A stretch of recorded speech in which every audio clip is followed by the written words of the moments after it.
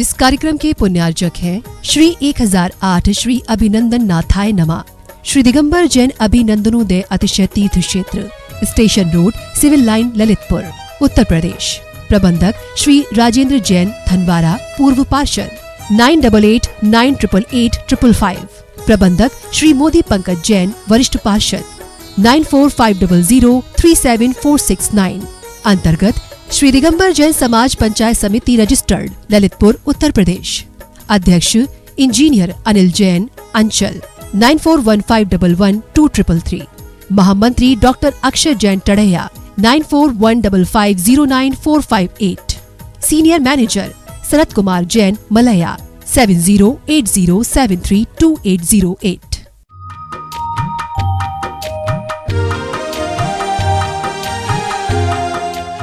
इक्षामी महराश्री, इक्षामी महराश्री, इक्षामी महराश्री।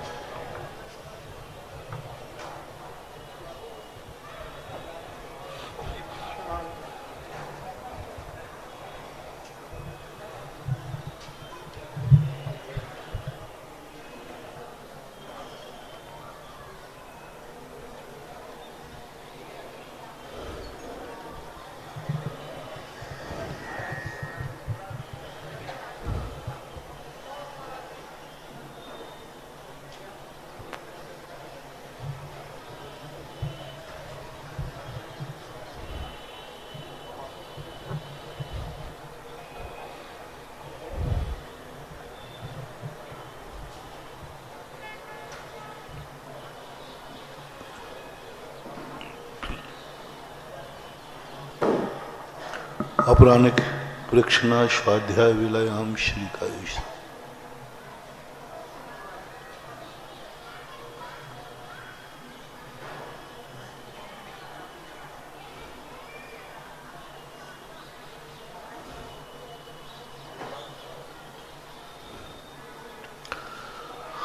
नमो अरिहंताणं, नमो सिद्धाणं, नमो आयर्याणं,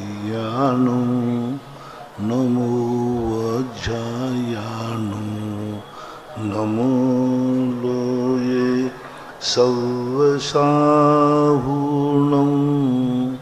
पंच परमेष्टि भगवान की, आचार्य श्री गुरुवर कुंद महाराज की, आचार्य श्री गुरुवर विद्यासागर महाराज की। मुनि पुंगव निर्यापक समर मुनि श्री सुधा सागर जी महाराज की।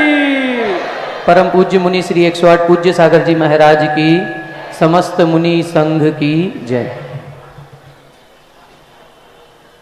ऋतु जैन, दिल्ली। मेरे आराध्य गुरुदेव के चरणों में त्रिवार नमोस्तु। आपकी जिज्ञासा है कि भव्य व अभव्य जीवों की क्या पहचान है? क्या अभव्य जीव मंदिर जाते हैं और अभिषेक करते हैं? क्या करते हैं? क्योंकि वे स्वर्ग आदि को प्राप्त इसी माध्यम से करते हैं। भव जीव की पहचान संसारी प्राणी नहीं कर सकता, केवल ज्ञानी गम्य। लेकिन अभव्य मुनि महाराज बनते हैं। श्रावक के प्रतिमा, व्रतधारी, क्षुल्लक, एलक, आरिका संपूर्ण व्रतों को ग्रहण कर सकते हैं। मात मोक्ष जाने के उनके भाव नहीं बनते हैं, ऐसा मानना। सरिता जैन, गांधीधाम। गुरुदेव के चरणों में बारंबार नमोस्तु। आपकी जिज्ञासा है कि प्रथमोत्तम सम्यक दर्शन के साथ श्रुत केवलीपन हो सकता है क्या?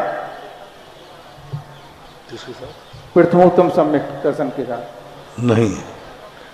प्रथमोत्तम सम्यक दर्शन के साथ शुद्ध केवलीपना नहीं घटित होगा। कारण उसका एक है कि प्रथमोपम सम्यक दर्शन के पहले वह व्यक्ति शुद्ध केवलीपना की बात कर रहे हैं, तो अंतर्मुहूर्त बाद फिर शुद्ध ज्ञान का क्षयोपम बढ़ेगा। अब आप एक प्रश्न ऐसा करें, क्या प्रथमोपम सम्यक दर्शन के साथ संपूर्ण द्वादशांग का ज्ञान हो सकता है? हो सकता है। दोनों अंतर अलग समझना। शुद्ध केवली मनुष्य पर्याय मात्र में ही होते हैं और द्वादशांग का ज्ञान देवों में भी होता है।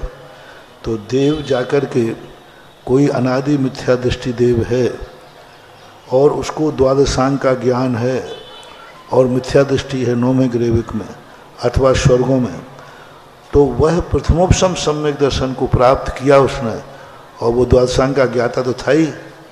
तो देवताओं में देवों की अपेक्षा से प्रथमोपशम सम्यक दर्शन के साथ द्वादशांग का ज्ञान बन जाएगा, लेकिन शुद्ध केवलीपना तो प्रथमोपशम सम्यक दर्शन के बाद ही होगा।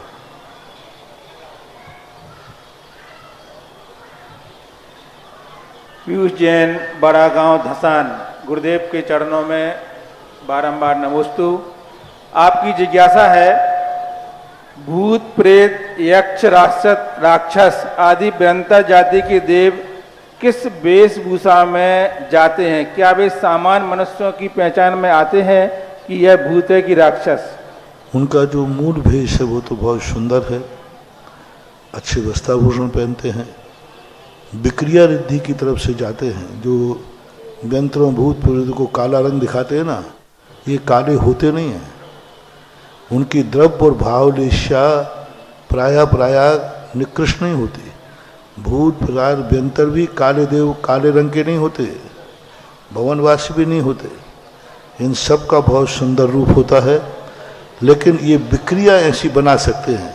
तो विक्रिया में तो कोई भी विक्रिया बना सकते हैं, उसका कोई निषेध नहीं। और मनुष्यों को वो दिखना चाहेंगे तो दिख सकते हैं, यदि वो नहीं चाहते कि मैं दिखूं तो नहीं दिखेंगे। अनुज जैन, बड़ा, गुरुदेव के चरणों में बारंबार नमोस्तु।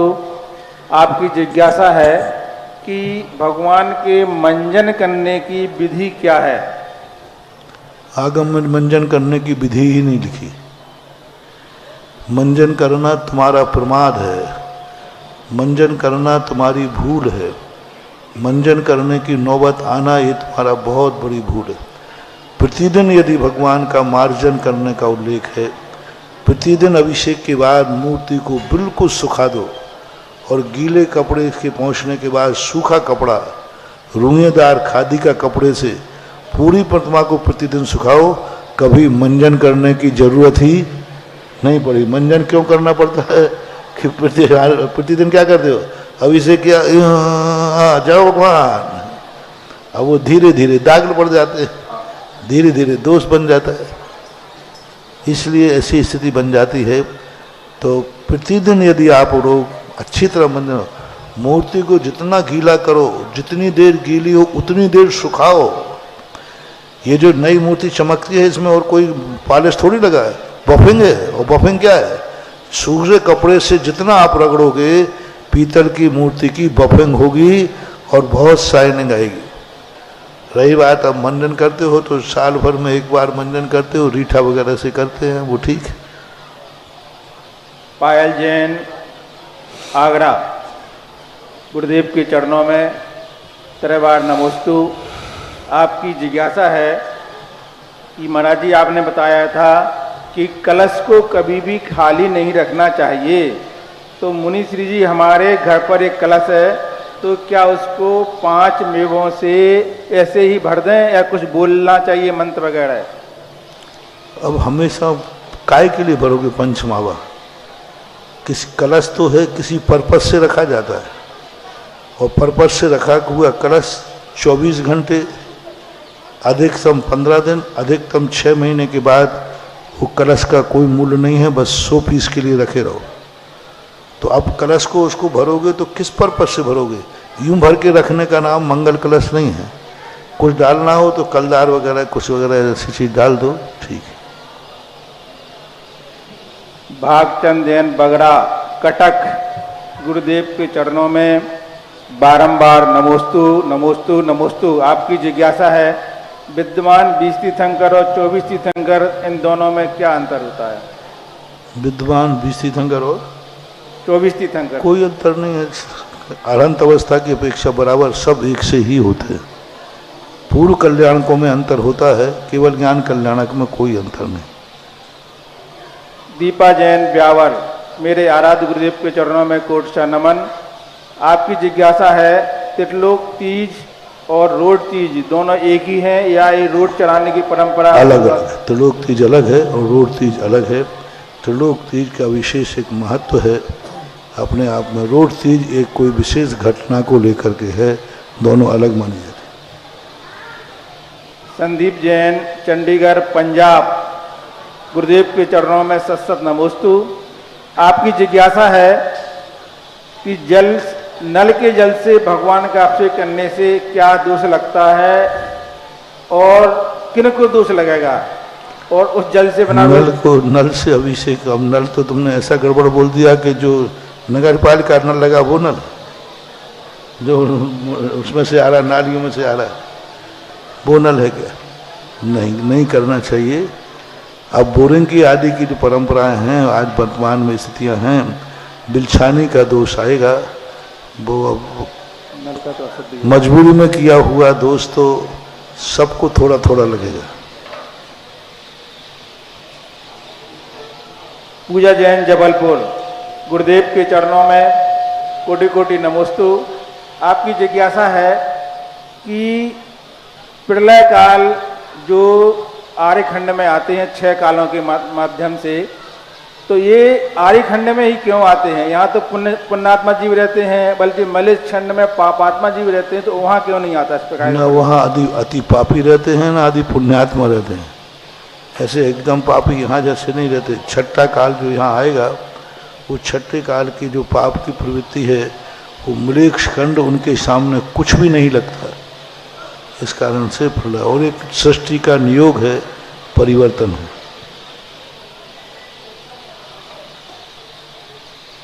आरती जैन, भानपुरा, गुरुदेव के चरणों में कोटि कोटि नमोस्तु। आपकी जिज्ञासा है, जैन धर्म में अष्ट द्रव्यों से पूजा शुभ समय की जाती है, तो फिर पर्युषण के दिनों में धूप दशमी पर शाम को धूप कहने क्यों जाते हैं? इसके पीछे क्या नियम है, कहानी है? एक परंपरा बन गई सुगंध दशमी व्रत के दिन की, क्योंकि सुगंध दशमी जो व्रत होता है, उस व्रत के दिन उन्होंने इसको परंपरा के रूप में स्वीकार कर लिया। मंदिरों में अलग से धूप खेने की बात शास्त्रों में ऐसी लिखी नहीं। उस व्रत करने वाले को जरूर लिखी है कि वह मंदिर में अष्टांगी धूप आदि से सुगंध दशमी को उस दिन पूजा करे, ऐसा जरूर उल्लेख मिलता है। अलग से सबको खेने जाना एक परंपरा बन गई है, इसमें कोई दोष नहीं है। सूर्य जैन, मंडला, गुरुदेव के चरणों में कोटि कोटि नमोस्तु। आपकी जिज्ञासा है, व्रत या उपवास में किसी को उल्टी हो जाए तो व्रत या उपवास टूटा माना जाएगा क्या? माना जाएगा। उसके बाद व्रत उपवास में उल्टी होने के बाद मौन ले लेना चाहिए, फिर बोलना नहीं चाहिए, यही नियम है। सलोनी जैन, नई दिल्ली, गुरुदेव के चरणों में कोटि कोटि नमोस्तु। आपकी जिज्ञासा है कि अरहंत और तीर्थंकर एक ही हैं या इन दोनों में अंतर होता है? दोनों में अरहंत होता है। अरहंत एक सामान्य केवली भी अरहंतों में आते हैं। तीर्थंकर विशेष वो हैं जो पंच कल्याणक पूर्वक मनाए जाते हैं। अनंत चतुष्टय में कोई अंतर नहीं, सर्वज्ञता में कोई अंतर नहीं, आत्मा की अनुभूति में कोई अंतर नहीं। जो अनंत चतुष्टय हैं वो बराबर होते हैं। सरोज जैन, सागर, महाराज जी 16 का गुरुदेव के चरणों में कोटि कोटि नमोस्तु। आपकी जिज्ञासा है, 16 कारण व्रत का उद्यापन किस तरह से करना चाहिए? वो किताब में लिखा रहता है। 16 कारण में जो व्रत करते हैं, अंतिम दिन उस दिन उपवास पूर्वक 16 कारण विधान, आजकल एक और अच्छा विधान बन गया है, पूरे 32 दिन का विधान एक मारना मार करके मारना चाहिए, और 32 दिन तक उनको 1-1.5 घंटे का विधान होता है। हमने अभी लॉकडाउन के समय 16 कारण भावनाओं के 16 बीजाक्षर दिए थे प्रवचनों के माध्यम से, और एक मारना भी उसी का दिया था कि इस प्रकार का आप लोग 16 दिन का मारना बनावें, और 32 दिन दूसरे दिन क्या करें, त्रिकाल चौबीसी के 5-5, 6-6 तीर्थंकरों की पूजा करें। तो इस प्रकार से 32 दिन का एक विधान होना चाहिए। जो 16 कारण करते हैं, जो आप पूजा करते हैं, उसमें कुछ नहीं, 1 घंटे का विधान है। और मारना आपको 32 दिन मानना, कलश की स्थापन करो, दीप पूजन करो, और इस विधि से करना चाहिए। श्रीमती नेहा अरन जैन, गोटेगांव, गुरुदेव के चरणों में कोटि कोटि नमोस्तु। आपकी जिज्ञासा है, मंदिर जी भक्तांबर पाठ करते समय क्या एक ही दीपक जलाकर हर काव्य के पढ़कर श्रवण के रूप में कर सकते हैं? कोई बात नहीं। क्या कर तक एक दीपक जला लिया और अपने भक्तांबर पढ़ रहे हैं, तो पढ़ने में कोई बाधा नहीं। शुभम जैन, झलौन दमोह, गुरुदेव के चरणों में कोटि कोटि नमोस्तु।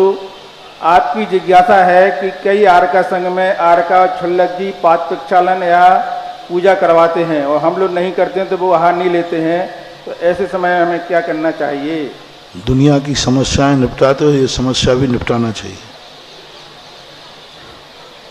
शतर एक सब दुकानों पे खोटे नारियल मिलते हैं, तो क्या करें महाराज, यदि नहीं खरीदेंगे तो उसका बिकेगा नहीं, इसलिए खरीद लेना चाहिए। क्योंकि नहीं खरीदोगे तो बिकेगा नहीं, तो फिर क्या करना चाहिए? बस समझदार को इशारा काफी है। ज्यादा बोलूंगा तो बाहर सब चल जाए। ऑनलाइन जिज्ञासा समाधान के बाद सुधा कलश चैनल, जिनवानी चैनल एवं आदिनाथ चैनल के माध्यम से देखने वाले सभी गुरु भक्तों की ओर से यहाँ विराजित आपका आज का संचालन आप करें। स्नातक कोई एक स्नातक आता जाए, आज एक स्नातक आ जाए कोई जी, आ जाइए कोई स्नातक। कोई एक सौरव जी, और सौरव कहाँ है? यहाँ विराजित आपके अध्यक्ष हैं, है ना परिषद के? यहाँ विराजित सभी शास्त्री सांगानी। अभी आलोक जी करते थे प्रतिदिन? नहीं, आलोक है महाराज कर रहे हैं। नहीं, स्नातक उनको थे। और यहाँ विराजित सभी गुरु भक्तों की ओर से पूज्य मुनिद्वय के श्री चरणों में कोटशा नमन। अब बीच में कोई घोषणाएं ज्यादा नहीं करना। घोषणा तो है महाराज, एक दो है। हाँ, तो फिर लंबी चौड़ी नहीं करना, बस एक नाम बोलो, परिवार बोलो जी, और आपने अच्छा काम किया, ऐसा कुछ नहीं बोलो, बस एक बोल दो, इनकी इसकी मूर्ति है इतना, जितने शॉर्ट में बोलो, नहीं तो मुझे दे दो, मैं बोल दूंगा। हाँ, समय हाँ चलिए, हाँ, आज की 15 मिनट दान दे दिए तो हमारा ऑनलाइन के। पूज्य मुनिश्री के चरणों में मेरा बारंबार नमोस्तु नमोस्तु। पूज्य सागर जी के चरणों में मेरा बारंबार नमोस्तु। आज की प्रथम जिज्ञासा करेंगी श्रीमती ब्रह्मचारिणी सविता दीदी, और इसके बाद तैयार रहेंगे श्रीमान उत्तम चंद जी पाटनी संस्थान के, हाँ, हमारे उपाध्यक्ष महोदय हैं।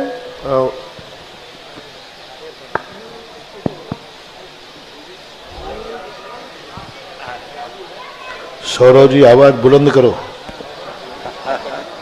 हमारे बीच में श्रीमान तेजी लाओ। हाँ, बोलो। Subhash Chand ji Jain, chief engineer PWD, एवं श्रीमती उषा जी जैन साथ में है, आ जाएं और श्रीफल अर्पित करें। जिज्ञासा करें दीदी प्लीज। अब कोई भाई आप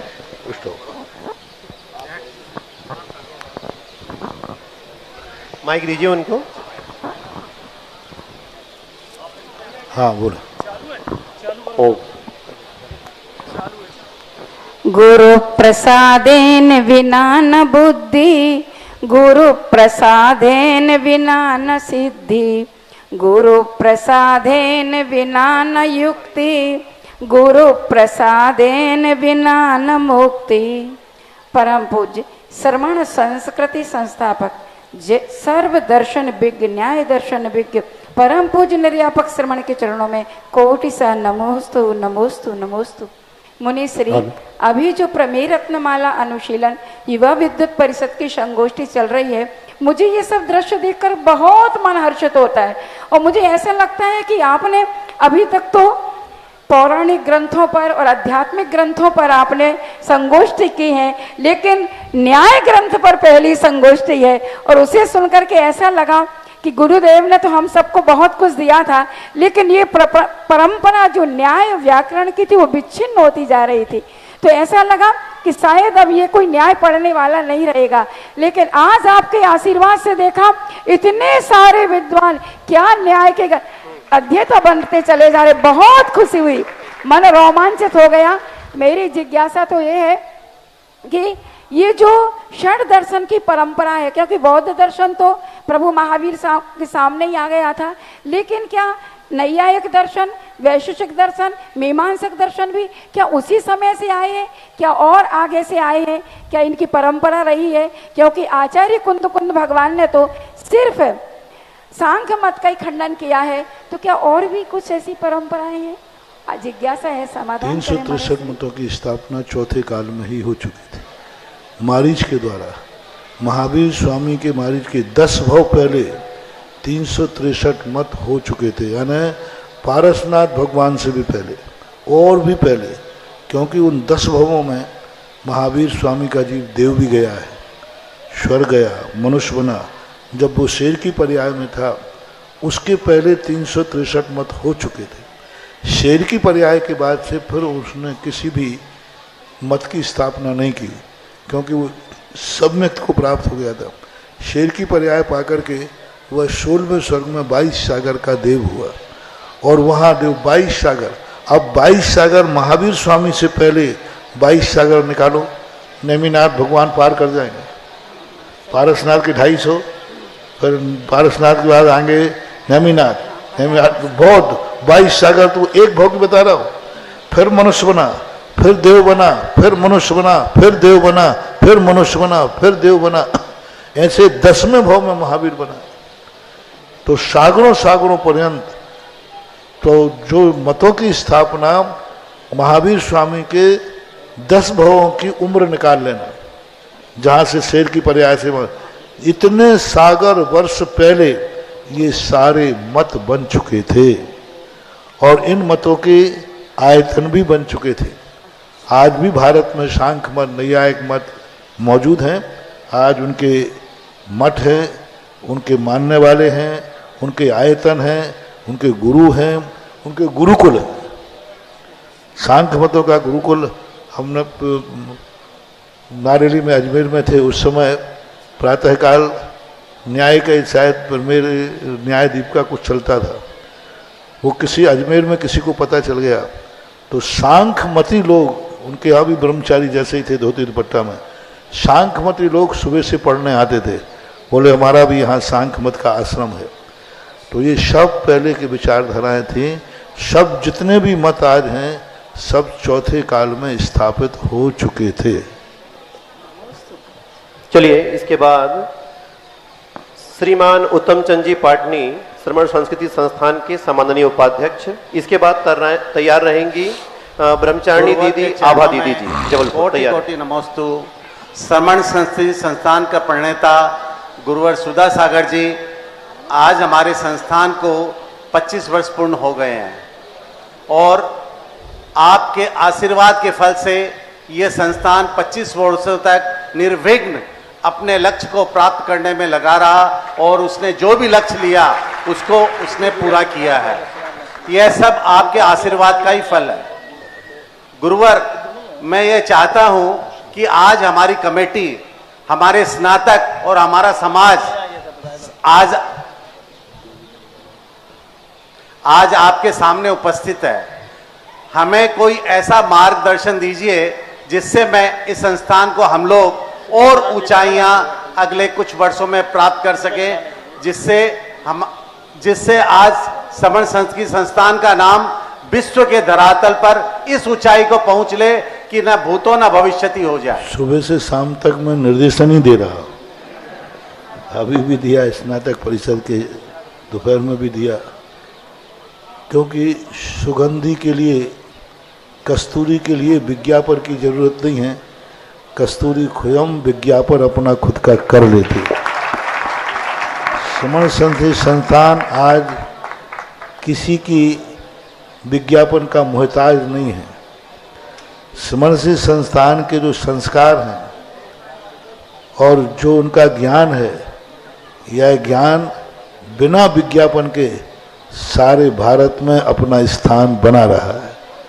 और दशलाक्षण पर्व में जो विद्वान जाते हैं, वहाँ से लौटने के बाद जो वहाँ के समाज के वाच आते हैं, वो स्तब्ध रह जाते हैं।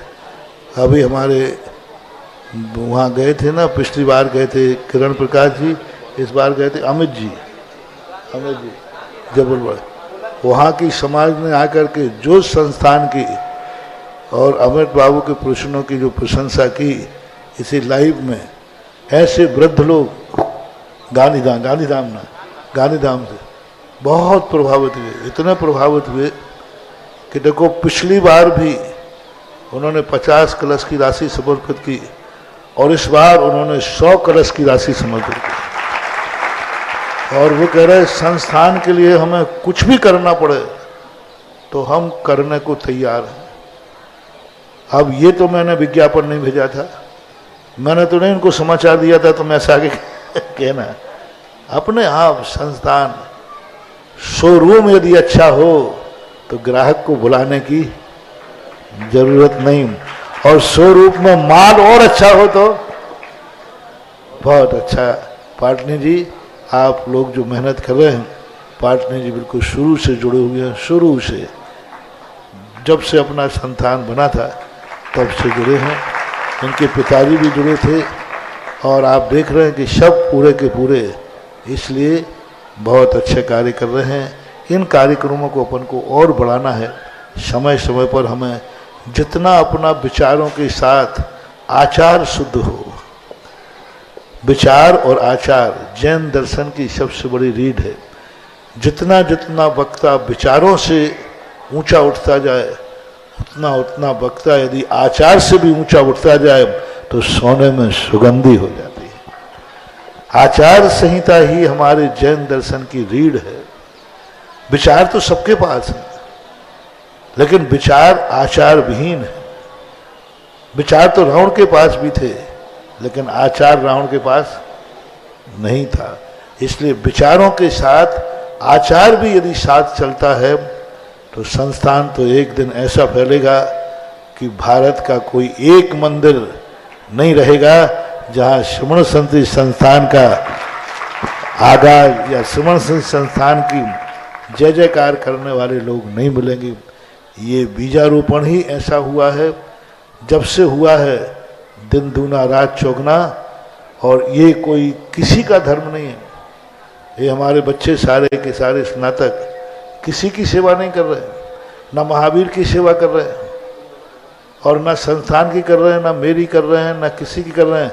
सब लोग अपने आत्मा की सेवा कर रहे हैं। यदि हमने 10 लोगों को अपने ज्ञान से प्रभावित किया तो ज्ञान का क्षयोपशम किसको बढ़ेगा? पुण्य किसे बंद होगा? किसी को नहीं होना, संस्थान को होना, ना महावीर स्वामी को होना। अपन जितना प्रवचन दे रहे हैं, मैं प्रवचन दे रहा हूं, इससे बताओ महावीर स्वामी को क्या लाभ है? बताओ कोई भी संत। मैं जिज्ञासा कर रहा हूं तुमसे। अपन प्रवचन कर रहे, स्वाध्याय कर रहे, साधना, इससे और महावीर स्वामी की जय बोल रहे, महावीर स्वामी को क्या लाभ है? किंचित लाभ बता दो। महावीर स्वामी को कोई लाभ, उनकी जयकार बोलने से उनको लाभ नहीं है, उनकी जयकार बोलने से अपन को लाभ है।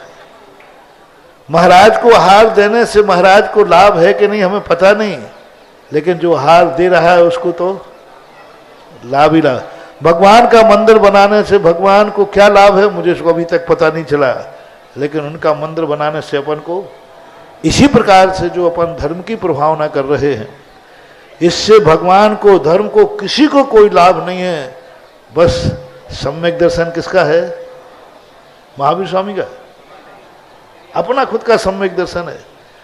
तो जब हम प्रभावना कर रहे हैं किसी चीज की, तो ये भाव नहीं आया कि मैं संस्थान की प्रभावना कर रहा हूं, ये बात नहीं आया कि हम महावीर स्वामी की प्रभावना कर रहे हैं, ये भाव नहीं आया कि हम महाराज की प्रभावना कर रहे हैं, तो मैं ये भाव आए कि मैं अपने सम्यक दर्शन को पुष्ट कर रहा हूं। क्योंकि सम्यक दर्शन का एक अंग क्या है? प्रभावना अंग है। तो हम जब हमारा प्रवचन प्रभावकारी हो और सबको समझ में आ जाए, तो बिल्कुल मत सोचना कि मैंने जिनवाणी की प्रभावना की, नहीं, मैंने अपने सम्यक दर्शन को पुष्ट किया है। हमारा सम्यक दर्शन मजबूत हुआ है, और सम्यक दर्शन मजबूत होता है तो कमाई किसकी हुई? भंडारा किसका भरा? अपना खुद का भरा। बस ये मान करके आगे बढ़ते जाओ, सब काम अपने आप होता जाएगा। आप कमेटी वाले भी कोई संस्थान पे एहसान नहीं कर रहे बाबू। हाँ, जम के पुण्य कमा रहे हो, यदि रिटर्न ब्याज दिया जाए तो आफत पड़ जाएगी। और मैं भी तुम्हारे ऊपर कोई एहसान नहीं कर रहा हूं, कोई एहसान नहीं कर रहा हूं, तुम्हारे लिए आशीर्वाद दे रहा हूं, लेकिन ओ पुण्यवंत खूब कमाए। मैं तो कहता हूं मैं तो कभी कभी कोई भी काम तुम्हारा मान के करते ही नहीं, मैं कोई मजदूर थोड़ी हूं। मैं तो जितना काम तुम्हारे लिए करता हूं सब में मैं अपने आत्मा का कल्याण देखता हूं। मेरा कल्याण हो रहा, मेरा सम्यक दर्शन पुष्ट हो रहा है, मेरा धर्म मेरा है ना। धर्म किसका है? मेरा है। भगवान को नमोस्तु करके अपन भगवान पर एहसान नहीं कर रहे। उच्च गोत्र का बंध किसको हो रहा है? प्रणते उच्चई गोत्रम। अब देखो, अपन ने भगवान को नमस्कार किया, महाराज को नमस्कार किया, जिनवाणी माँ को नमस्कार किया, उसको क्या लाभ है? कोई लाभ नहीं है। लेकिन जब अपन नमस्कार करते हैं, हाथ जोड़ते हैं, जयकार बोलते हैं, उस समय अपन को उच्च गोत्र बंद होता है, उच्च गोत्र में शक्ति बढ़ती है। ऐसा अपन को सोच के करना है। फिर कस्तूरी, अपन को कस्तूरी बनना है, जिसकी कोई आवाज नहीं लगाना। कस्तूरी ले लो, कस्तूरी। बाजार में से निकलना है, दुकान ग्राहक अपने, भैया इधर आना, इधर आना, कस्तूरी धरा हो। ऐसा करना चाहिए। नमस्ते गुरुवर, नमस्ते गुरुवर। चलिए, इसके बाद सागर जी के महाराज के चरणों में बारंबार नमस्ते नमस्ते। इसके बाद जिज्ञासा रखेंगे स्नातक परिषद के यशस्वी महामंत्री डॉक्टर पुलक गोयल, और इसके बाद तैयार रहेंगे पंडित आशीष जैन शास्त्री जबलपुर। पूज्य मुनिश्री के चरणों में बारंबार नमोस्तु। पूज्य मुनिश्री, आज की डेट में जब हम समाज में जाते हैं तो सबसे बड़ी ब्रांड है, वो है सुधा सागर महाराज जी की ब्रांड। आपका नाम लेते ही आपका नाम लेते ही जहां आप नहीं भी पहुंचे हैं वहां भी कमाल हो जाता है। मैं इस बार बेंगलोर गया था और जैसे ही मैंने सुना कि अमित बाबू हमारे जबलपुर वाले और उनके द्वारा ये इतना बढ़िया कार्य स्नातक श्रवण संस्कृति संस्थान सांगानेर के लिए हुआ है, तो मन में थोड़ी सी एक जलन और प्रतियोगिता टाइप की हुई कि हमको भी जबलपुर वापस जाना है। तो उसके बाद फिर थोड़ा जोर लगाया, जो आज से 20 साल में नहीं लग पाया था, वो काम अमित जी के प्रेरणा से हो गया।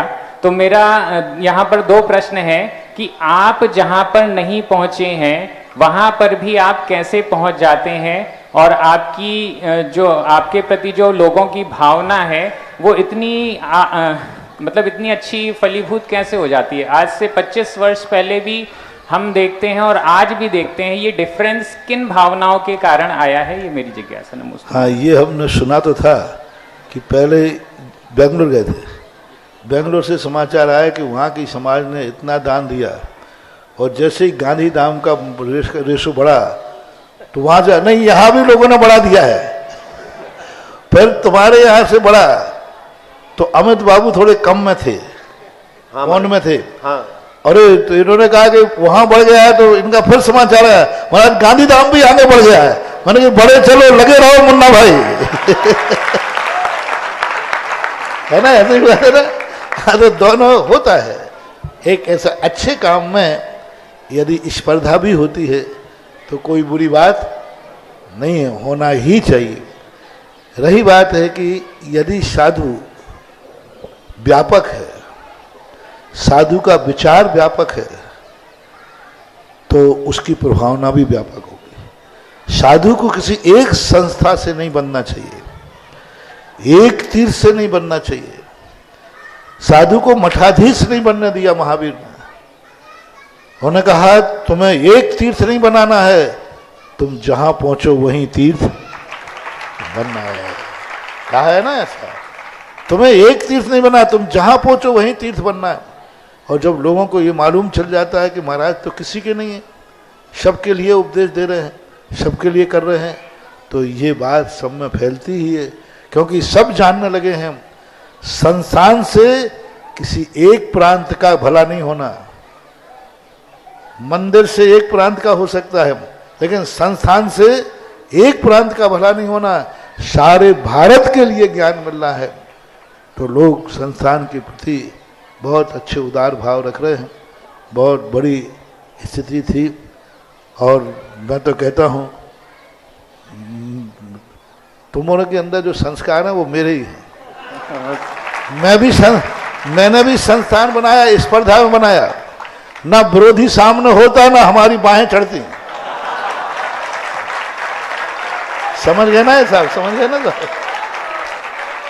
हाँ, नहीं तो फिर कोई ऐसा कोई, लेकिन जब विरोधी ने नाटक दिखाया तो फिर तो सुधा सागर है। मेरा एक ही काम है, धर्म को किसी पछाड़ेगा तो फिर मैं उसे भी पछाड़ दूंगा, और धर्म से कोई नहीं पछाड़ेगा तो फिर मैं बहुत सीधा साधा आदमी। लेकिन धर्म के लिए बहुत बड़ी चीज है, तो ये निस्वार्थ काम है, सर्वव्यापक काम है। इसलिए बार बार हम आप लोगों से कहते हैं, किसी तरफ की यहाँ वहाँ मत देखो, सब अपने आत्मा का कार्य कर रहे हो, अपने आत्मा का विकास कर रहे हो, ऐसी अनुभूति लेकर के काम करो तो तुम लोगों की भी सुगंधी जहाँ पहुँचोगे वहाँ होगी। नमस्ते महाराज। चलिए, पंडित आशीष जैन शास्त्री जबलपुर, और इसके बाद तैयार रहेंगे हमारे स्नातक विद्वान पंडित संजीव जैन जी शास्त्री ललितपुर वाले। पूज्य निर्यापक श्रमण के चरणों में कोटि सह नमन। पूज्य श्री, वर्तमान समय में एक विषय पर बहुत अधिक विसंवाद हो रहा है। एक विषय आता है सम्यक्त क्रिया, तो वास्तव में एक सम्यक्त क्रिया है क्या? और एक इस विषय में कहते हैं कि सम्यक वर्धन क्रिया में जो देव पूजा आदि षड आवश्यक हैं, ये इसमें निमित्त बनते, तो क्या ये वास्तविकता है? समाज हमारे यहाँ निमित्त को भी कारण में कार्य का उपचार कर दिया जाता है। हमारे यहाँ मुनिविद कोई धर्म थोड़ी है, ये 28 मूलगुण धर्म नहीं है। धर्म के पालन करने में निमित्त, अहिंसा दया करना ये कोई धर्म थोड़ी है। अहिंसा करना कोई धर्म थोड़ी है, दया पालन करना कोई धर्म थोड़ी है। ये धर्म में निमित्त है। तो नैमित्त के धर्म को कारण में कार्य का उपचार करके निमित्त को धर्म कहने में कोई आपत्ति नहीं। सम्यक्त वर्धनी क्रिया का अर्थ गृहस्थ के लिए वहाँ कहा गया कि वो जो धर्म की प्रभावना करता है, गुणशुभ प्रमोदम, जो धर्मात्माओं को देखकर उनकी पूजा करता है, दान देता है, इससे सम्यक्त की वृद्धि होती है। यही सम्यक्त वर्धनी क्रिया है। और वह सम्यक्त की क्रिया का अर्थ सम्यक्त वर्धनी, सम्यक्त क्रिया और सम्यक्त वर्धनी। सम्यक्त क्रिया है दान पूजा आदि मुख्यो सावो धम्मो, श्रावक के जो आवश्यक हैं, दान पूजा मुख्यो सावो धम्मो। पूज्यवर वीरसेन स्वामी महाराज ने लिखा कि दान और पूजा श्रावक का एसेंशियल धर्म, आवश्यक धर्म है, और इस धर्म को जो करता है उससे सम्यक दर्शन की वृद्धि होती है। ऐसा श्रवण संस्कृति संस्थान संप्रेरक और ललितपुर के प्राणभूत पूज्य गुरुवर के पावन पुनीत चरणों में कोटिशा नमन। पूज्य श्री, आपके सानिध्य में जो त्रिदिवसीय युवा विद्वत संगोष्ठी चल रही है, इसका जो ग्रंथ है वो श्री प्रमेय रत्नमाला जी है, और ये न्याय का ग्रंथ है पूज्यवर। और न्याय का नाम सुनते ही थोड़ा सा ऐसा लगता है कि ये आएगा कि नहीं आएगा, न्याय नहीं आए, लेकिन आपकी ऐसी कृपा बनी है कि सबके भाव बने और लिखे हैं। तो पूज्य श्री, न्याय की और विशेषकर जैन न्याय की हमारे दैनिक जीवन में कोई उपयोगिता है, इसका वैशिष्ट्य क्या है? तो न्यायालय का नाम सुनते ही सबकी हवा खिसकती है। कोई फैसला न्यायालय में होना कि भाई न्यायालय में है, न्याय विचाराधीन है, तो सबको विकल्प आता है। ये भी तो एक न्यायालय है जहाँ ऊहापोह के माध्यम से, जहाँ तर्क आदि के माध्यम से सत्य को उजागर किया जाता है। सत्य को स्वीकार नहीं, सत्य को कसौटी पे कसा जाता है। सत्य स्वीकार करना और सत्य को कसौटी पे कसना बहुत अंतर है। अंजन चोर आदि सत्य को स्वीकार करते हैं और विद्वान सत्य को कसौटी पे कसते हैं और उसको उजागर करते हैं। एडजस्ट करना और उसको स्वीकार करना, एक्सेप्ट करना। अभी एक व्यक्ति ने कहा था, कोई अजैन सज्जन थे, कि कई बार जीवन में एक्सेप्ट करना पड़ता है, मतलब कि एक्सेप्ट करना मजबूरी है और एडजस्ट करना तुम्हारा पुरुषार्थ है। प्रमेय रत्नमाला को एक्सेप्ट करना वो तो लिखना ही है, लेकिन उसको एडजस्ट करना और उसको व्यवस्थित करना ये बहुत बड़ी चीज़ है, क्योंकि सभी जिनवाणियाँ हमारे लिए बहुत कार्यकारी हैं। न्याय के ग्रंथों को जब मैंने अकलंक विद्यानंद स्वामी का श्लोक वार्तिक पढ़ा, इस श्लोक वार्तिक पढ़ने में मुझे 7 साल लगे। 7 से ज़्यादा ही लगे होंगे, कम बता रहा हूँ, 7 से 9 साल लगभग। 7 से 9 साल में हम श्लोक वार्तिक पूरा कर पाए, लेकिन मन था, कभी पढ़ा नहीं था, कठिन विषय था, लेकिन जब पढ़ने बैठे तो मैंने कितने ही समय लगे, आखिर 9 साल के अंदर 7 भागों को पढ़ा, बड़ा आना आया। कठिन मान के छोड़ देते तो फिर छोड़ ही देते। बस ये मान के पढ़ना चाहिए, जो कुछ भी आचार्य ने लिखा है वो हमारे लिए लिखा है और हमारा कोर्स है, और कोर्स हमें पूरा करना है। जय गुरुदेव। पूज्य मुनिश्री, हमारे बीच में श्री स्यादवाद वर्धमान सेवा संघ के सभी युवा साथी यहाँ पर उपस्थित हैं। मैं सभी को आमंत्रित करता हूँ कि वे आए, जिज्ञासा आइए, नमोस्तु करें मुनिश्री को और अपनी जिज्ञासा रखें। जिज्ञासा किसकी है? मुनिश्री, इन लोग पूरे युवा संघ, जैसा मुझे पता चला कि पूरे आवास की व्यवस्था बहुत सुचारू रूप से ये संभाल रहे हैं। पर 2 दिन बाद सबको आशीर्वाद देंगे। अब सेवा दलों को अब रोकना, अभी ये 2 दिन संस्थान के लिए समर्पित है। चलो जल्दी चलिए अब अगली जिज्ञासा करेंगे, रहने दीजिए। स्यादवाद वर्धमान सेवा संघ नई बस्ती की ओर से मुनिद्वय के चरणों में बारंबार नमोस्तु नमोस्तु नमोस्तु। मुनिश्री, हमारी जिज्ञासा यह है कि शांतिनाथ भगवान के समय से आर्यखंड में जिन धर्म निरंतर चल रहा है, लेकिन इसके पूर्व में कुछ तीर्थंकर भगवंतों के काल में धर्म का लोप होता रहा है। यह धर्म का लोप किस कारण से और किन किन तीर्थंकर भगवंतों के काल में हुआ है? पहली बात तो कारण तो आगम में कोई विशेष दिया नहीं, मात्र इतना दिया है, हुंडाव सर्पणी काल में जब भी हुंडाव सर्पणी काल आता है तो ऐसी घटनाएं घट जाती हैं, बस इतना ही कारण दिया। और शुभदिनाथ भगवान से, नौवें तीर्थंकर पुष्पदंत भगवान से लेकर के शांतिनाथ भगवान के पूर्व तक, यानी धर्मनाथ भगवान, शांतिनाथ भगवान के पूर्व तक मान लीजिए, वहाँ तक धर्म का बीच में विच्छेद हुआ। धर्म का अर्थ श्रावक खत्म नहीं हो गए थे, मुनिराजों का अभाव हो गया। मुनिराजों का अभाव होना ही धर्म का विच्छेद है। यदि आप श्रावकों का अभाव हो गया होता तो फिर तो कुछ बचता ही नहीं। श्रावक तो थे, मंदिर भी थे, सब थे, मुनिराजों का अभाव हो गया था, तो उसका मूल कारण होता है आताताई राजाओं की उत्पत्ति। जब आताताई राजा आ जाते हैं तो वे धर्म को पसंद नहीं करते, कंस है, रावण है, इस प्रकार के लोग मानते। चलिए अब अपनी जिज्ञासा रखेंगे। संस्थान के व्याख्याता पंडित संजीव जैन सांगानेर व्याख्याता हैं, और इसके बाद तैयार रहेंगे पंडित अंकित जैन शास्त्री राहतगढ़। मेरी आस्था के केंद्र बिंदु पूज्य मुनि श्री के चरणों में नमोस्तु। महाराज जी, मेरी विनम्रता पूर्वक जिज्ञासा है कि 13वें गुण स्थान में शुद्धोपयोग होता है या शुद्धोपयोग का फल? शुद्धोपयोग का फल, क्योंकि पूज्यवर जयचंद स्वामी महाराज ने श्री समय सारथी ग्रंथ में स्पष्ट कहा, शुद्धोपयोग सप्तम से लेकर 12वें तक तारतम्य को लेके होता है। किसी भी आचार्य ने 13वें 14वें स्थान में शुद्ध उपयोग नहीं माना। वहाँ शुद्ध दशा होना और उपयोग में शुद्धता आने में अंतर होता है, इसलिए 12वें गुण स्थान तक ही शुद्ध उपयोग। नमोस्तु महाराज। पंडित अंकित जैन शास्त्री राहतगढ़। नमोस्तु महाराज श्री। सम्यक ज्ञान की परिभाषा में कहा गया कि विमोह, विप्रय और अनध्यवशय, इनसे रहित सम्यक ज्ञान होता है।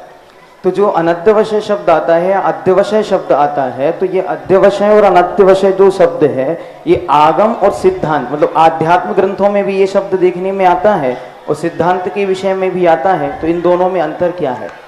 अनध्यवशय का अर्थ होता है विकल्प नहीं होना। जैसे 1 इंद्रिय, 2 इंद्रिय, 3 इंद्रिय, इनका ज्ञान संशय, विभ्रह आदि से नहीं होता है। इनका ज्ञान अनध्यवशय है, उनको कोई मतलब ही नहीं है। अच्छा क्या है, बुरा क्या है, हे क्या है, उपादेय क्या है, वो कहलाता है अनध्यवशय। अध्यवशय के 2 रूप होते, विद्या अध्यवशय और सम्यक अध्यवशय। अद्य विकल्प करना, एक मिथ्या अध्यवसाय कर रहा है, मिथ्या विकल्प कर रहा है, एक सम्यक विकल्प कर रहा है। तो आध्यात्मिक जब दृष्टिकोण आती है तो अध्यवसाय अनध्यवसाय 2 की चर्चा आती है, और जब शुद्धोपयोग आदि की चर्चा आती है तो अध्यवसाय को भी हे कह दिया जाता है। कुंद कुंद भगवान ने समय सार में अध्यवसाय स्थान, अध्यवसाय स्थान का अर्थ क्या है? गुण स्थान के जीव समास भाव। अध्यवसाय का अर्थ है जो कसाय से मिश्रित परिणाम हैं, गुण स्थान के सारे अध्यवसाय भाव हैं। तो उन्होंने कहा गुण स्थान आदि अध्यवसाय भाव जो पर के निमित्त से भाव उत्पन्न होते हैं वे सब अध्यवसाय कहलाते हैं। जो निमित्त मिलने पर भी कोई प्रकार का भाव नहीं करता है वो अनध्यवसाय भाव करता है संसार अवस्था में, ऐसा माना जाए। इसके बाद तैयार रहे पंडित विकास जी ललितपुर। नमोस्तु गुरुवर। मेरी जिज्ञासा यह है कि बुंदेलखंड में ऐसी परंपरा है कि छोटे बच्चे का जब मुंडन कराया जाता है तो वो तीर्थ क्षेत्र पे कराते हैं, और ऐसी परंपरा मान्यता है कि उसको मुंडन कराने के पहले किसी और तीर्थ क्षेत्र के दर्शन नहीं कराते, ऐसा लोग मानते। तो क्या ये सही है? देखो आगम में तो ऐसी कोई रूढ़ी है नहीं, ऐसी मान्यताएं नहीं होना चाहिए। तीर्थ क्षेत्र में मुंडन कराना ये तो एक सगुन और शुभ के रूप में मान लिया जाए, लेकिन उसके पहले किसी तीर्थ की वंदना नहीं कराना ये सरासर गलत है, बहुत गलत है। हमारे शास्त्र में तो ये आया जन्म के पहले उसे तीर्थ की वंदना कराना चाहिए, समझ गए ना? जन्म के पहले का अर्थ गर्भ अवस्था में ही तीर्थ का वंदना कराना चाहिए। ऐसे कई उदाहरण शास्त्रों में मिलते हैं। चलिए अब अपनी जिज्ञासा रखेंगे स्नातक विद्वान पंडित निखिल जी बंडा, और इसके बाद तैयार रहेंगे पंडित अमन जी शास्त्री। वर्तमान के समंत्र भद्र जगत पूज्य निर्यापक श्रवण मुनिपुंग श्री सुधासागर महाराज के चरणों में आरिका दृढ़मती माता जी की संगस्त आरिका श्री सिद्धमती एवं संयतमती माता जी एवं समस्त दीनदयाल नगर जैन समाज का कोटि कोटि नमोस्तु नमोस्तु नमोस्तु। हे गुरुवर, आमतौर पर ऐसा कहा जाता है कि यदि श्रावकों के घर वास्तु के हिसाब से ठीक नहीं बने हैं, दक्षिण मुखी इत्यादि हों, तो वो धर्म ध्यान आदि भी नहीं कर पाते और उनका परिवार इत्यादि में ये शंकाएं होती रहती हैं। तो ऐसे क्या उपाय किए जाएं कि वो अपने धर्म ध्यान में मन लगा पाएं और इन सब बातों से दूर रहें? यदि तुम सामने चल रहे हो और सामने की आंधी चल रही है और आंखों में धूल जा रही हो, तो ऐसा क्या किया जाए कि धूल का प्रभाव ना पड़े?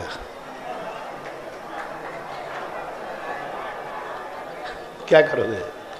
आंख बंद कर लो, जो होना है सो होगा। और या फिर धूल तो आएगी। तो वास्तु कोई रूढ़ी नहीं है, वास्तु कोई रूढ़ी बात नहीं, वास्तु एक विज्ञान है, एक साइंस है, एक तर्क है। किस दिशा से? क्योंकि शास्त्रों में स्पष्ट उल्लेख है प्रत्येक दिशा अलग अलग एनर्जी देती है, उसकी एनर्जी होती, भौतिक एनर्जी है, उसके लिए तो अपन कुछ नकार नहीं सकते। अपने शरीर में से गंदी हवा नीचे से ही निकलती है, अब उसको क्या करोगे? गैस पेट में है ना, वही गैस डकार से भी निकलती है कि नहीं? तो डकार की गंध और वही गैस अपान वायु से निकलती है, उसकी गंध, हवा वही थी कि दूसरी, लेकिन गंदी हवा कहाँ से निकली? नीचे से। तो अब इसके लिए क्या करोगे? प्रोसेस है। इसलिए वास्तु एक प्रक्रिया है, हर दिशा का अलग अलग प्रभाव होता है। दक्षिण दिशा गलत ही होती है ऐसी बात नहीं, दक्षिण दिशा के लिए बहुत अच्छा होता है। जैसे स्त्रियों के नाम का मकान हो, कोई स्त्रियों का आवास हो, छात्रावास हो, यदि वो दक्षिण मुखी हैं तो कोई बाधा नहीं, फलेंगे, अच्छे फलेंगे। सबके लिए दिशाओं का एक अलग अलग रूप दिया, और जैन शास्त्रों में भी दिशाओं का उल्लेख है। क्यों तीर्थंकर जब दीक्षा लेते हैं पूर्व और उत्तरामुखी करके बैठते हैं? क्यों लिखा गया कि मुनि महाराज जब दीक्षा लेवें तो पूर्वाभिमुख करके बैठें और दीक्षा देने वाला उत्तर मुख करके दीक्षा देवे? यदि देखो जैन दर्शन सूत्रात्मक है, इतने से ही अपन पकड़ लो। यदि दिशाओं का कोई प्रभाव नहीं होता तो ये क्यों कहते दीक्षार्थी पूर्व मुख करके और दीक्षा देने वाला उत्तर? ये क्यों कहते? तीर्थंकर जब दीक्षा लेते हैं केशरंज करने के लिए, उन्हें पूर्वाभिमुख उत्तराभिमुख क्यों बैठाला जाता है? मेरू पर्वत पर जब भगवान का अभिषेक करते हैं तब पूर्वामुख करके क्यों बैठाते हैं? तो इन कुछ सूत्रों से ऐसा लगता है कि इन सूत्रों से ही डेवलप हुआ है वास्तुशास्त्र। इसलिए वास्तुशास्त्र को एक व्यवस्था, एक बहुत अच्छी व्यवस्था है और उसके प्रैक्टिकल प्रभाव देखे गए। आज तक मुझे कोई एक आध दो मंदिरों को छोड़ करके जिनको मैं नहीं समझ पाया हूँ, ऐसा कोई मंदिर उजड़ा हुआ नहीं मिला जिसका वास्तु पूरा 100% ठीक हो और वो गांव का मंदिर उजड़ गया हो।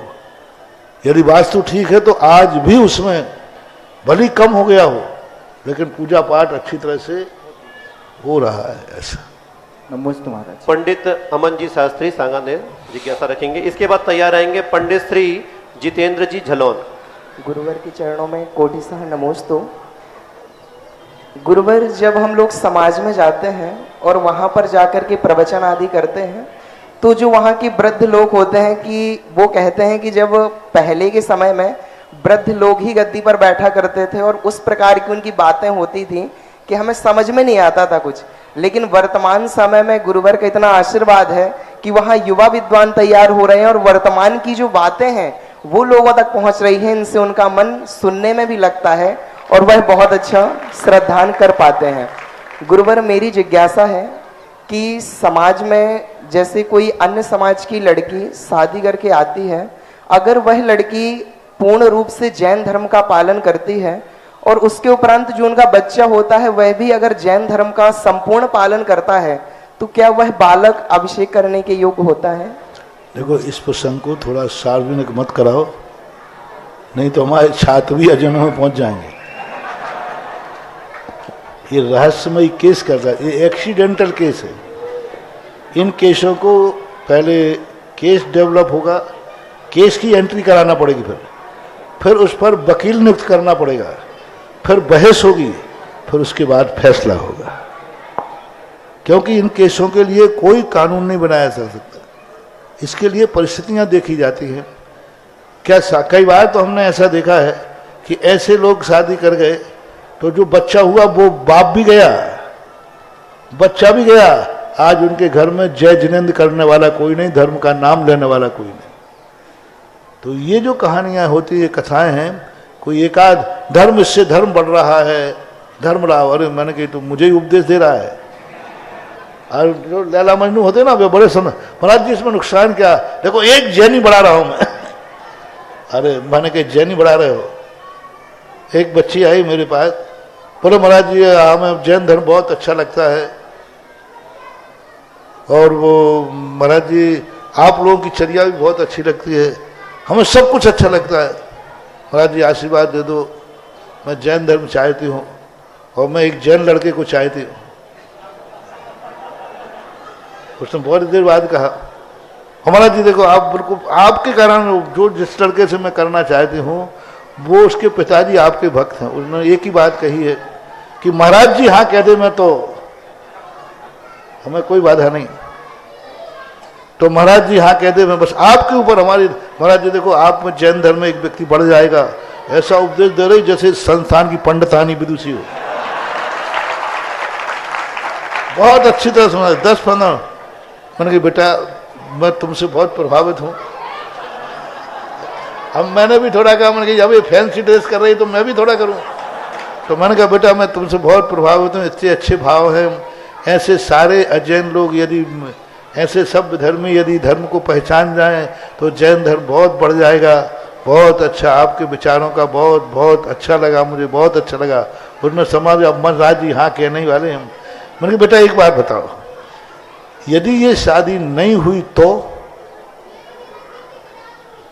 किसी कारण कैंसिल हो गई तो फिर क्या करोगे? तो महाराज फिर थोड़ी जैन धर्म अपनाऊंगी। तो मैंने कहा लैला मजनुओं का धर्म नहीं है, ये किसका धर्म है? चाहे शादी हो गए या नहीं हो गए, मैं तो जैन धर्म अपनाना है।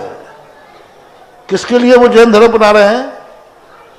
अपनी वासना की पूर्ति के लिए, अपने स्वार्थ के लिए। उनका कोई लेना देना नहीं है धर्म से। शादी करना है इसलिए जैन धर्म अपनाना है, बाकी उनको कोई अंदर से भाव नहीं। अंदर से भाव है शादी होवे या नहीं होवे। हमें यहां तक हमने जैनियों को, महाराज आप मंदिर में भी मत जाने दो तो हम दरवाजे से दर्शन करके लौट आएंगे, लेकिन मैं जैन धर्म को स्वीकार करूंगा। ऐसा अपमान होगा तुम्हारा कि मंदिर से निकाल दिए जाओगे। हमारे यहाँ एक बर्णी जी हुए हैं, गणेश प्रसाद बर्णी, नाम सबने सुना होगा। गणेश प्रसाद बर्णी अषाटी ब्राह्मण थे, अजंत। क्या उनकी दुर्दशा हुई है, किस तरीके से मंदिरों में निकाला गया। मंदिरों में घुसना नहीं दिया जाता था उनको। लोग उनको बंधन प्रश्न की तो बात छोड़ो, जब वो पहले क्षुल्लक अवस्था के पहले मंदिर में नहीं जाने दिया जाता। गिरनार जी की यात्रा करने गए तो उनको लोगों ने बाहर निकाल दिया, बाहर पड़े रहे रातों रात। उन्होंने कहा मैं तुम्हारे निकलने से, तुम मंदिर से मुझे निकाल सकते हो, तुम जैन धर्म से मुझे नहीं निकाल सकते। तब कहीं जाकर के वो अंदर की परिणति होती है। बाहर का थोड़ा मान सम्मान मिला, ये छोड़ता हूं। तो बेटा ऐसी चीजों पे थोड़ा सा बहस हो जाने दो, फिर निर्णय दे देंगे। हम सभी का परम सौभाग्य है, और विशेष रूप से तो हम सभी स्नातकों का परम सौभाग्य हम समझेंगे कि जिनवाणी चैनल ने 3 दिन तक 7, 8 और 9, जब तक हम लोगों का सम्मेलन चल रहा है, युवा संगोष्ठी चल रही है, तब तक के लिए जिनवाणी चैनल ने जो समय है वो 20-20 मिनट 3 दिनों तक बढ़ा दिया है। तो एक बार बहुत बहुत धन्यवाद बनता है हम सभी की ओर से जिनवाणी चैनल के लिए कि पूज्य श्री को लगभग हम 20 मिनट तक और उनसे जिज्ञासा का समाधान कर पाएंगे। अगली जिज्ञासा करेंगे पंडित जितेंद्र जैन झलोन। परम पूज्य गुरुदेव के चरणों में बारंबार नमोस्तु। महाराज श्री जी, 16 कारण भावना होती हैं और व्रत 32 दिन के होते हैं, उसके पीछे कारण क्या है? क्या नाम है? हाँ बोलो बोलो। 16 कारण भावनाएं 16 हैं। आज हमारा इनके यहाँ हार हुआ, उसके उपलक्ष्य में सुरेंद्र जी अपनी राशि लेकर आए हैं। आइए, धन्यवाद। चलिए। 16 कारण भावनाएं 16 हैं और व्रत 32 दिन के होते हैं, उसका कारण क्या है? 16 कारण भावनाएं 16 हैं और व्रत 32 होते हैं, तो ऐसा क्यों? इसके संबंध में आगम में बहुत देखा, हमने बहुत प्रयास किया, लेकिन हमारे लिए कोई आंसर उत्तर देखने में नहीं आया, कोई तर्क देखने में नहीं आ रहा है। बस लिखा गया कि 32 दिन के 16 कारण होते हैं। मेरी सोच में जो है वो, मैं नहीं कह रहा हूँ कि सही है, लेकिन दिमाग है तो कुछ सोचना तो पड़ता ही है। तो मेरे सोच से है कि ये पंचम काल है। 32 दिन तक के या 16 दिन के उपवास करने में आयु कर्म की उदीर्णा होने की संभावना है, और हमारे यहाँ उपवास को निर्जल उपवास ही उपवास माना गया है। तो उन्होंने शायद ये 16 दिन के उपवास, एक आहार एक उपवास, एक आहार एक उपवास रिलीफ देकर के, जिससे आयु कर्म की उदीर्णा न हो और 16 दिन के 16 उपवास हो जाए, शायद यह सोच कर रखा गया हो। बाकी सर्वज्ञ भगवान जाने, मुझे आगम में कहीं देखने को नहीं मिला। चलिए अगली जिज्ञासा रखेंगे पंडित श्री हेमंत जैन शास्त्री सांगानेर, और इसके बाद तैयार रहेंगे पंडित श्री प्रासु जैन बांदकपुर। नमोस्तु महाराज श्री। महाराज श्री, मेरी जिज्ञासा षड दर्शन के अंतर्गत ही है। जो वेदांत सार का एक ग्रंथ है ब्रह्म सूत्र, वहाँ पर जहाँ मुक्ति का प्रसंग आया है तो उन्होंने मुक्ति के 2 भेद कर दिए, एक जीवन मुक्ति और एक विदेह मुक्ति। जीवन मुक्ति के विषय में कहा है कि शरीर को छोड़े बिना और बाकी की सांसारिक क्रियाएं जो कथनचित छूट जाएं और जो अकारी रहे, अकारी शब्द आया है, उनको जीवन मुक्ति कहा जाता है, और जहाँ ब्रह्म की प्राप्ति होती है वो विदेह मुक्ति है। तो यदि कोई यह अंतर्भूत करे अपने अरिहंत परमेष्टि में कि जीवन मुक्ति अरिहंत परमेष्टि है और विदेह मुक्ति जो है सिद्ध भगवान की होती है, तो उचित है क्या? दोनों शब्दों की समष्टि बैठाने में कोई आपत्ति नहीं। अपने यहाँ जीवन मुक्ति का अर्थ है अरहंत भगवान, हमें अब उनका जन्म से मुक्ति पा गए, और विदेह मुक्ति यानी शरीर को छोड़ना। लेकिन जीवन मुक्ति का जो उनके यहाँ स्वरूप है, वो जीवन मुक्ति होकर खा रहा है, पी रहा है, और भी संसार के कार्य कर रहा है, संसार के सभी कार्य कर रहा है, फिर भी वो उसको जीवन मुक्त मानते हैं। विदेह के अर्थ में मानते वो मोक्ष नहीं गया, वो जहाँ से उसका अंश निकला था उसी ब्रह्म स्वरूप में समाहित हो गया। तो जीवन मुक्ति और देह मुक्ति, ये 2 शब्द तो मैचिंग कर रहे हैं जैन दर्शन। लेकिन जो आज मैंने दोपहर में कहा था ना, दोनों मैचिंग करना और दोनों का स्वरूप होना। अपने यहाँ जिसे जीवन मुक्ति कहा 18 दोषों से रहित, वो 18 दोषों से रहित नहीं मानते। इसलिए वही है ये। हाँ, ये हो सकता है इसका बिगड़ा हुआ रूप वो वहाँ आ गया। प्रासु जैन, बांदेपुर। हे गुरुवर, आपके प्रति आभार का नमोस्तु नमोस्तु नमोस्तु। महाराज श्री, आभार इसलिए कि आपने जो 12 वर्षीय पाठ्यक्रम का कोर्स निकाला, उससे लोग तो अध्ययन कर रहे हैं और हम अध्ययन कराते हैं। तो हमने जितना हॉस्टल में रह, छात्रावास में रह करके, संस्थान में रह करके जितना अध्ययन नहीं किया, उससे कई गुना अध्ययन हम अभी कर रहे हैं। और उसी अध्ययन में अभी हम जब सर्वार्थ सिद्धि का अध्ययन करा रहे थे, वो कर रहे थे, तो सर्वार्थ सिद्धि के अध्ययन में चौथे अध्याय का जब सूत्र आया, और उस सूत्र में आचार्य महाराज ने कहा कि विजय आदि विमान आदि 2 भवातारी होते हैं। विजय विमान के देव 2 भवातारी होते हैं। लेकिन जब उसकी टिप्पणी नीचे हिंदी का हुआ और विशेष अर्थ में पंडित फूलचंद जी शास्त्री जी ने टिप्पणी लिखी कि विजय विमान के कोई कोई देव 3 भाव भी लेते हैं। तो वो 3 भाव कैसे? हमारी समझ पड़े, क्योंकि दुई चर्मा उनको कहा है। हाँ, दुई चर्मा महाराज जी, लेकिन हमने भी वहां पे विशेष देखा तो 3 भाव उन्होंने मनुष्य को गिन लिया। जैसे वहां से एक देव आया, यहाँ करके मनुष्य हुआ, हाँ। और मनुष्य से जाकर देव हुआ, और देव से आकर के फिर मनुष्य हुआ।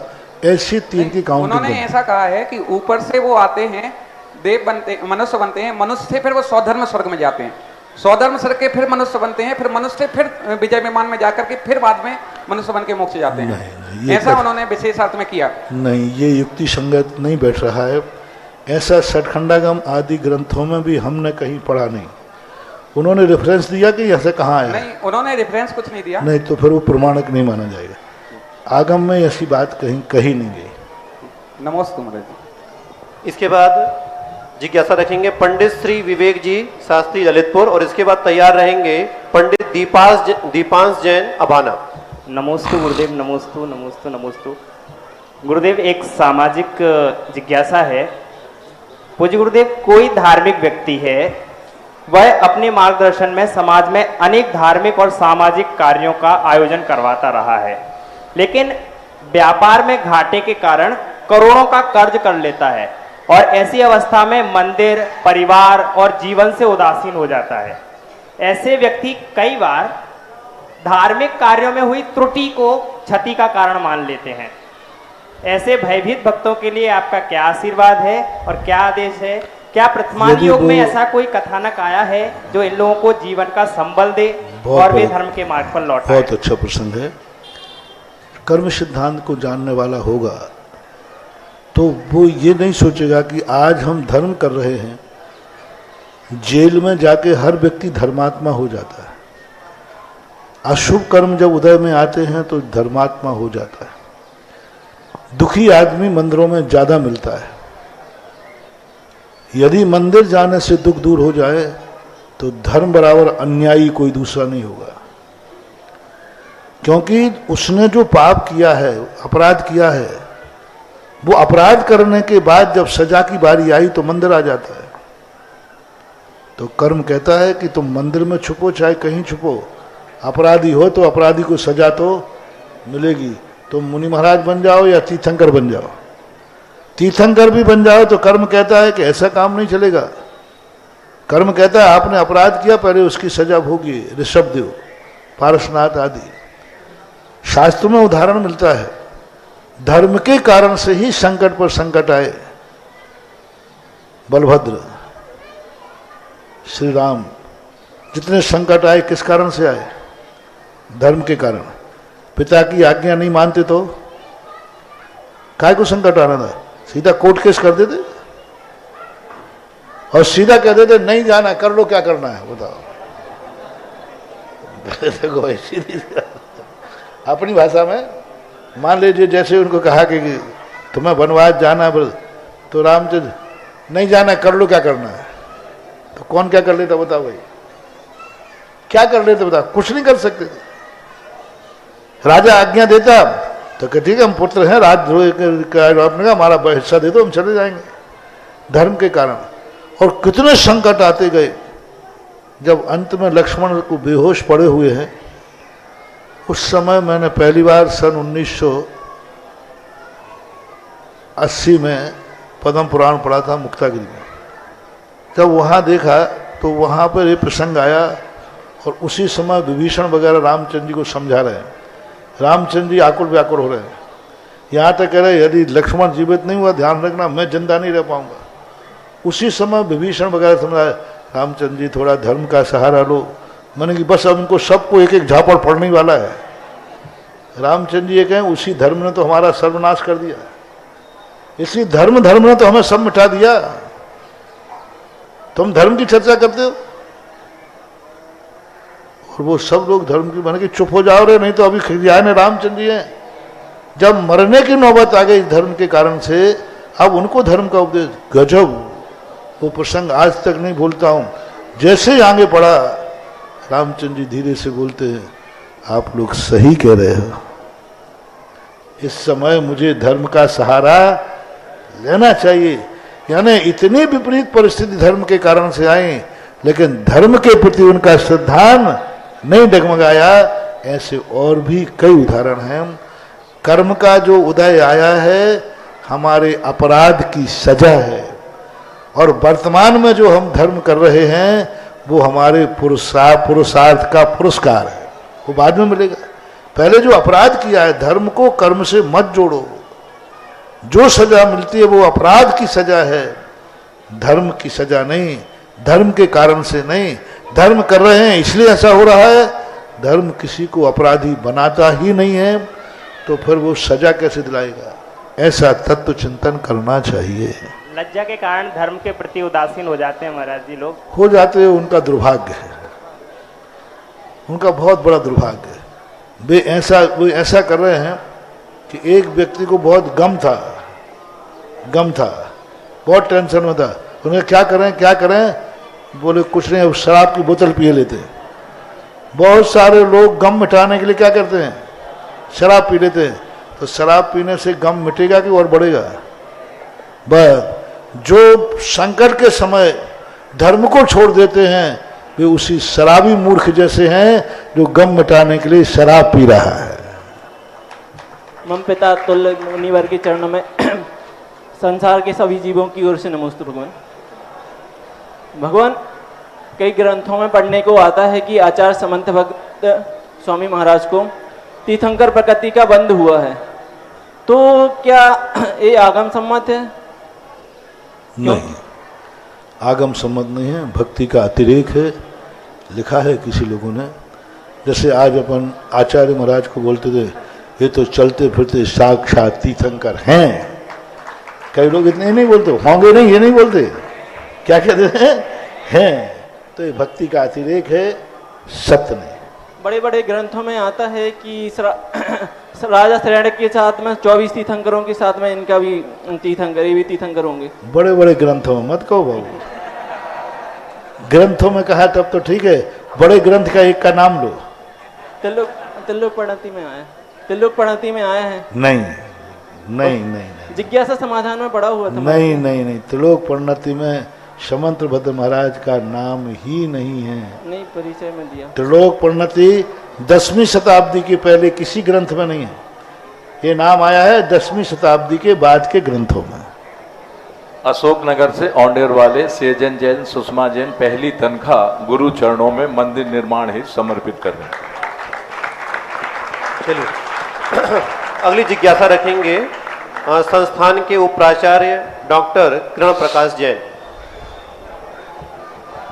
और इसके बाद तैयार रहेंगे पंडित श्री शुभम जैन। पूज्य गुरुदेव के श्री चरणों में बारंबार नमोस्तु। और वो प्रसंग को जिज्ञासा समाधान भंडारी जी का है, उसमें कह रहे ना, उसका पृष्ठ संख्या निकालना, गाथा संख्या, श्लोक संख्या एक बार देखेंगे, हो सकता है विशेषार्थ में है, हिंदी में है, मूल में है। उसमें जो प्रसंग है जिज्ञासा समाधान में वो राजा श्रेणी का है महाराज जी। हाँ, राजा श्रेणी का ठीक है, वो तो है। नमस्ते महाराज जी। महाराज जी, इस बार आपके आशीर्वाद से विदेश में दुबई जाने का सौभाग्य मुझे प्राप्त हुआ। मैं ये प्रश्न उन लोगों की तरफ से रख रहा हूं क्योंकि मैं वहां गया था तो उन्होंने कहा था हम तो साक्षात महाराज जी के दर्शन करने अभी तो नहीं आ पा रहे हैं, लेकिन पूरा भारतवर्ष वहां पर रह रहा है और वो लोग धर्म को बहुत अच्छी तरह से समझने का भाव भी रखते हैं। बहुत अच्छे संयोग उनको नहीं मिलते हैं, सिर्फ एक 10 लक्षण पर्व का माध्यम होता है। और विगत इतने वर्षों से वहां पर चूंकि मंदिर के नाम पर कुछ भी नहीं है और वहां अलाउ भी नहीं है क्योंकि अरेबियन कंट्री है तो वो लोग अलाउ नहीं करते हैं, लेकिन पिछले 4-5 वर्षों में जब हिंदू मंदिर भी अलाउ नहीं था तो उन्होंने कोशिश करी हिंदुओं ने मिलकर के, तो वो एक मंदिर वहां पर बना और इस वर्ष भी आपका आशीर्वाद प्राप्त हुआ और एक कम्युनिटी हॉल लेकर के वहां पर उन्होंने भगवान को विराजमान करके, चूंकि आचार्य श्री से प्रतिष्ठित जिन प्रतिमाएं वहां पर हैं चैत्यालय के रूप में और उनके सानिध्य में 10 लक्षण पर्व मना, तो बहुत अच्छी भावना लोगों की बनी और बहुत अच्छा एक माहौल बना। तो एक जिन मंदिर के लिए प्रकल्पना वहां चल रही है और शीघ्र आपके आशीर्वाद से वो वहां पर जिज्ञासा महाराज जी उनकी तरफ से यह है कि हम इतनी दूर रहते हुए भी धर्म से कैसे जुड़े रह सकते हैं, क्या ऐसा करें कि मात्र 10 दिन नहीं और 365 दिन धर्म करें, ऐसी उनकी। पहली बात तो आजकल जो कोई बच्चा जो है घर से बाहर हॉस्टल में जाता है तो माँ बाप को बहुत डर लगता है। ऐसे ही हमारे संस्थान का कोई भी व्यक्ति विदेश जाता है तो मैं डरता हूँ कहीं ये बाबू गया और लौट गया। पहले तो तुम्हें बहुत बहुत आशीर्वाद के सकुशल लौट के आ गए। हाँ, क्योंकि विदेशी हवा बहुत खतरनाक है।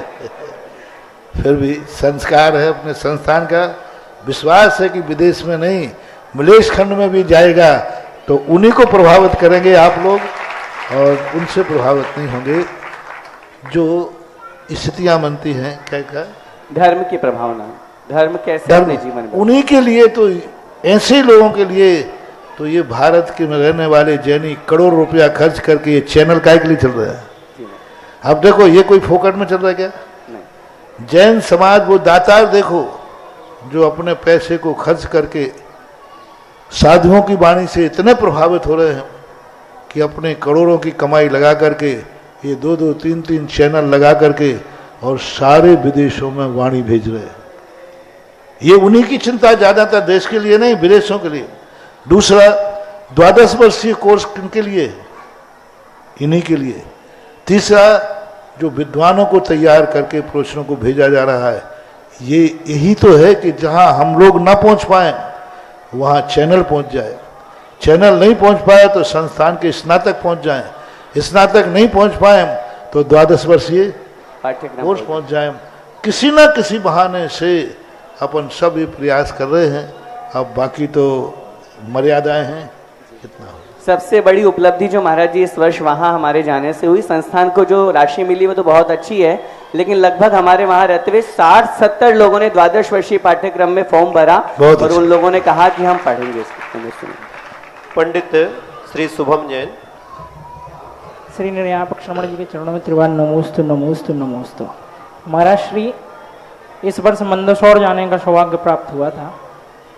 कभी कभी तो पहुंचते ही केवल आपका नाम लेते ही समस्याएं दूर हो जाती हैं, परंतु कई बार ऐसी समस्याएं भी आ जाती हैं जिनका निदान करना भी मुश्किल हो जाता है। इस बार ऐसी समस्या प्राप्त हुई कि तीर्थंकर भगवान की मूर्ति के आगे पद्मावती देवी की मूर्ति का अभिषेक, ऐसा प्रसंग आया और बड़ी समस्या हुई समझाने में। तो ऐसा क्या इसका समाधान हो गुरुदेव आप करिए। मधुमक्खी के छिद्दे को छोड़ दिया ना।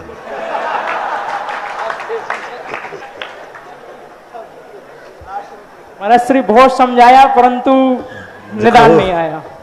बहुत अपन को उतना ही समझाना है जितना अपने समझाने की मर्यादा है। साक्षात तीर्थंकर अपने पोते मारीच को उतना ही समझा पाए जितना उनको नहीं समझा। तो क्या कर सकते, समझा सकते हैं, बता सकते हैं। इसी प्रमेय रत्नमाला में लिखा है कि सत्य से भी बड़ा संप्रदाय व्यामोह होता है। सत्य जानता है कि गलत है, फिर भी व्यामोह के कारण, परंपरा का व्यामोह है, उस व्यामोह को व्यक्ति छोड़ नहीं पाता। सत्य को जानते हुए, यानी सत्य से भी बड़ा होता है। अब उसके लिए तो मां समझा सकते हैं, ज़्यादा राग द्वेष करने से कोई फायदा नहीं है। नहीं मानते हैं तो दोष वादेचा और नाम। ठीक भैया, आपको पंडित श्री सिद्धार्थ जैन शास्त्री, और इसके बाद तैयार रहेंगे पंडित श्री धन्य कुमार जैन खुरई। पूज्य गुरुदेव के पावन चरणों में बारंबार नमोस्तु नमोस्तु नमोस्तु। महाराज श्री, मेरी जिज्ञासा यह है कि श्री तत्वासु जी, फिर भी एक जैसे बाबू ने प्रश्न किया ना, इनके लिए थोड़ा बहुत समझने लायक हो तो उनसे कहो कि भाई आप क्या बीतरागी देव के बराबर हैं? तो क्या ये ग्रस्त हैं? बोले हैं। क्या ये दाम्पत्य जीवन जीते हैं? हैं। सब कुछ होके गए। फिर कम से कम इतना तो करो कि उनकी बराबरी पर तो उनको स्थापित, तो थोड़ा बहुत तर्क दे करके उनसे पूछो, उनसे हाँ कहलवाओ, क्या यह हैं? जब नहीं हैं तो आज आप मेरे लिए ही प्रवचन करने के लिए उच्चासन पर बैठा रहे, आप लोग नीचे बैठ रहे हैं। तो जब उनका पद ही ऐसा नहीं है तो कम से कम इतनी मर्यादा तो रखो कि भगवान और उनका आसन एक समान न हो। फिर उनकी होनहार जैसी है तो होने दो। फिर से समझाया, हटवाया, पर उनके लोगों ने नहीं माना तो फिर विरोधाभास शुरू हो गया। गुरुदेव के पावन चरणों में कोटिशा नमोस्तु। महाराज श्री तत्वारसूत जी के 6ठे अध्याय में मुख्य रूप से 2 क्रियाएं आती हैं, सम्यक्त क्रिया और मिथ्यात् क्रिया। मिथ्यात् क्रिया में एक क्रिया का नाम है स्वाहस्त क्रिया। तो हमें अपने हाथों से क्या कार्य करना चाहिए और क्या नहीं करना चाहिए? क्या दाढ़ी आदि भी हमें अपने हाथों से नहीं बनाना चाहिए? कृपया समाधान करना। नमोस्तु महाराज श्री। कायदा तो यही है, लेकिन अब महंगी इतनी है कि अपने हाथ से ही बनाने में फायदा है। अब जब महंगाई का जमाना आया तो कायदा मायदा कोई नहीं देखता है। कायदा तो यही है कि जो कार्य है, जो हस्तशिल्प है, जो गाड़ी बनाना आदि, केसों का लिखा है उसमें, बाल आदि बना, कपड़े धोना आदि, ये सब उनके काम हैं जिन्होंने ऋषभ देव ने स्थापित किया था। लेकिन आज इतना महंगाई का युग है कि वो उतना खर्च नहीं कर सकता है, तो फिर मर्यादा को ध्यान में रखते हुए, अपने जेब खर्च को ध्यान में रखते हुए, ठीक है। अब तो बाल भी अपने हाथ से बना लेते हैं। हाँ बनाते तो बना लेते हैं, ऐसी कोई बात नहीं है। ये छोटे मोटे कार्य हैं, मजबूरियां हैं, परिस्थितियां हैं। ईर्षा भाव से इनको धंधा नहीं मिलना चाहिए इसलिए मैं कर रहा हूं, ऐसा भाव नहीं करना चाहिए। पंडित श्री धन्य कुमार जी शास्त्री खुरई, और इसके बाद तैयार रहेंगे पंडित विकास जैन जी कटनी। नमोस्तु गुरुदेव।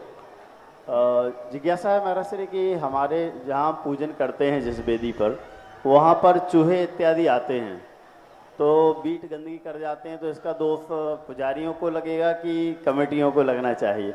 दूसरा प्रश्न मेरा श्री है कि सबसे पहला कमेटी को लगेगा, क्योंकि मंदिर में ऐसे स्थान क्यों बचने दिए जहां चूहा बैठ सके? चूहा ने बाद में स्थान बनाया, स्थान आपने दिया। यदि कमेटी बराबर सावधानी रख करके और पूरे को मंदिर को व्यवस्थित करके रखे तो चूहा आएगा ही नहीं। आएगा तो सफाई रखी जाए कि वहाँ उतने समय तक कोई खाने की सामग्री नहीं मिलेगी। तो तीसरा, उसको अलग कमरे में खाने को रख दो तो वो यहाँ आएगा ही नहीं,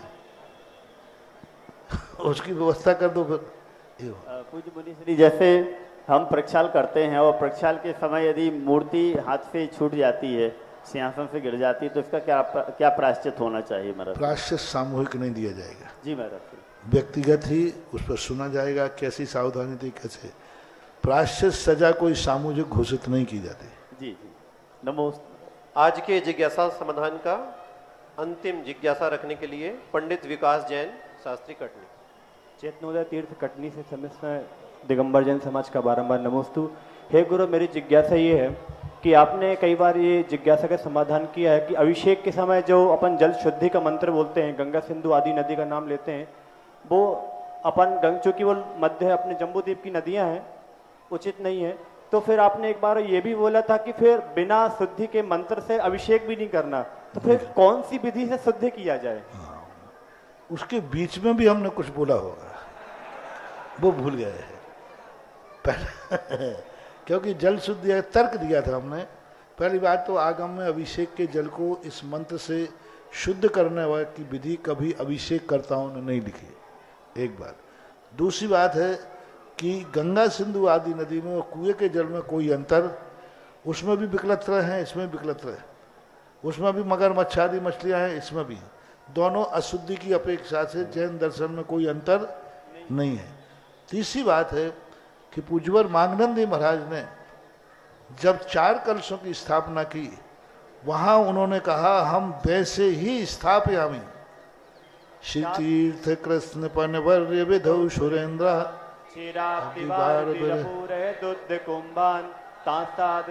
तादा सदा, यानी जैसे स्वधर्म लाता है अभिषेक का जल, वैसे ही मैं जल और फिर आगे स्थापयामी, मैं उनकी स्थापना, यानी उस जल में क्षीर सागर की स्थापना की गई इस श्लोक से। चतुकोणेषु चतुकलश स्थापन करना, ये ही क्षीर सागर के जल का शुद्धिकरण है। जैसे पाषाण में हमने स्थापना की मंत्र की, ऐसे ही उन कलशों में क्षीर सागर के जल की स्थापना होते ही विशुद्ध। स्थापना करने के बाद उन कलशों के हाथ से हाथ नहीं धोना चाहिए, वो अभिषेक में ही काम में लेना चाहिए। हाथ तो सब धोते, उसी कलशों से हाथ धोते हैं। गलत है। आदरणीय पंडित ज्ञानचंद जी कल्याणपुरा, प्रतिभा जी प्रज्ञा आशीष महल आरोही मोदी भोपाल से भक्ति कलश के श्रीफल चढ़ाने आ रहे हैं। और आज की आरती का पावन सौभाग्य शादवाद वर्धमान सेवा संघ और हमारे बीच में उपस्थित श्री इंजीनियर सुभाष चंद्र जी, श्रीमती उषा जी जैन, चीफ इंजीनियर PWD हमारे बीच में हैं। सभी स्नातक ध्यान देंगे। कल का सत्र ठीक 7:30 बजे प्रारंभ हो जाएगा और कल के सत्र में 5 युवा विद्वानों को सम्मानित भी किया जाएगा। 6 अब इसे एक सुबह आप 6:30 से 7 के बीच में 7:30 में कर लेंगे, यहीं पे कर लेंगे। और रह गया कोई बुला लो। चलिए आरती के लिए दीप जल प्रज्वलित आ जाएं, हमारे इंजीनियर साहब आ जाएं यहाँ पर। अजय उन्हें बुला लीजिए। और कोई है साथ में? हाँ ठीक, आरती दे दो भैया एक।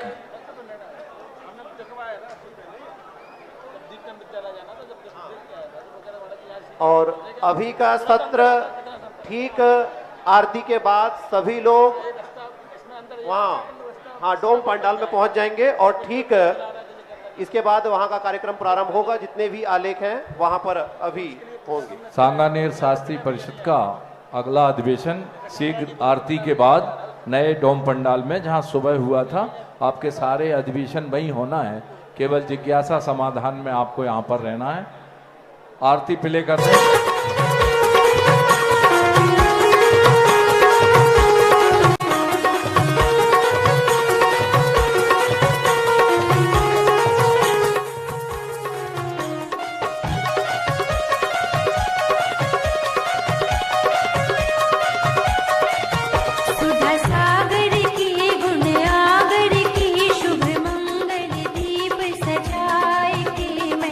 आज उतारूं आरतियां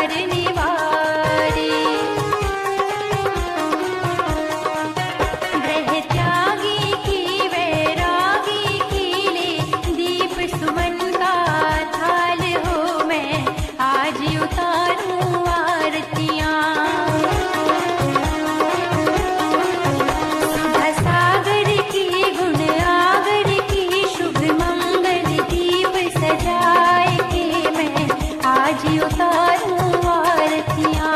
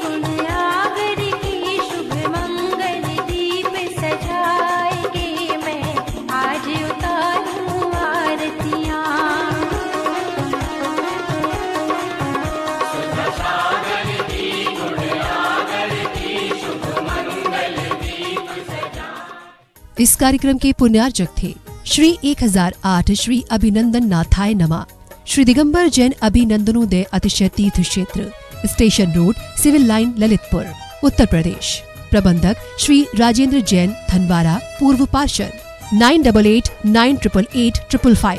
प्रबंधक श्री मोदी पंकज जैन, वरिष्ठ पार्षद 9450037469।